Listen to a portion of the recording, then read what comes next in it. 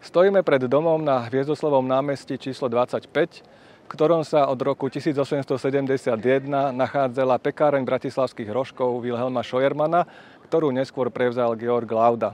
Táto pekáreň patrila medzi najvýznamnejšie pekárne bratislavských rožkov, ktoré si v tomto roku na veľkonočný pondelok pripomínajú 425.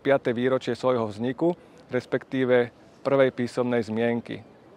Podľa knihy majstrov cechu prešporských pekárov, ktorá sa nachádza v archíve mesta Bratislavy, sa na veľkonočný pondelok v roku 1599 rozhodlo, že bajgle majú piesť všetci tí, ktorí pečú praclíky. Občianske združenie Bratislavskej rožky vzniklo v roku 2010 a zvolilo si názov podľa tejto svetoznámej prešporskej sladkej pochúťky.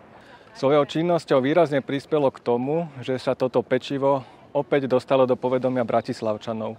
Veď v roku 1999, keď bajgle oslavovali 400. výročie svojho vzniku, si v meste nikto nepripomínal ich výročie.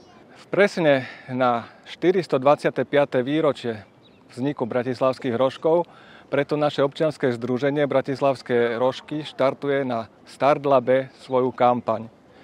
Táto kampaň má za úlohu akumulovať dostatok finančných prostriedkov, aby sme mohli dokončiť a vydať knihu s názvom 400-ročná legenda História bratislavských rožkov. Pôjde o unikátne dielo, ktoré prvýkrát v histórii predstaví kompletnú históriu bratislavských rožkov.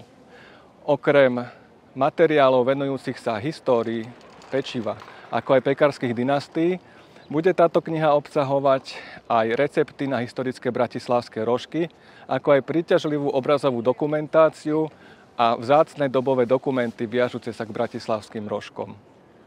Podporte prosím na Startlabe vydanie tejto dôležitej knihy a oslávte s nami výročie bratislavských rožkov tak, ako sa patrí.